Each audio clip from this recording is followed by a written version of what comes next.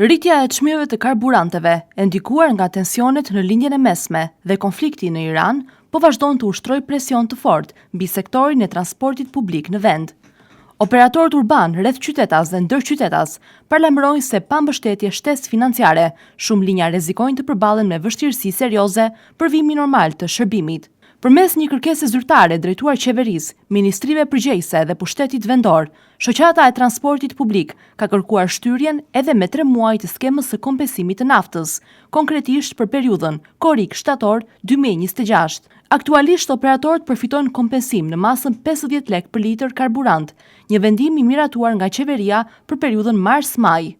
Sipas përfaqësuesve të sektorit, kjo masë ka qenë jetike për të përballuar kostot e rritura të aktivitetit, ndërsa situata në tregun e naftës mbetet ende e paqëndrueshme. Në letrën drejtuar institucioneve, operatorët deklarojnë se karburanti mbetet një nga zërat kryesor të shpenzimeve dhe se çmimet e larta po rëndojnë bilancet financiare të kompanive të transportit. Ata paralajmërojnë se mungesa e mbështetjes mund të sjellë një reduktim të flotës, ulje të frekuencave të lëvizjes, si dhe pasojat direkte për qytetarët të cilët varen nga transporti publik.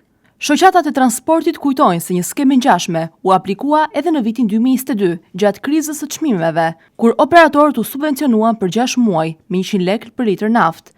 Presioni ndaj qeverisë është rritur edhe më shumë mbas protestave të fundit të operatorëve, të cilët reduktuan deri në 60% numrin e autobusëve në qarkullimin në Tiranë dhe në disa qytete të tjera.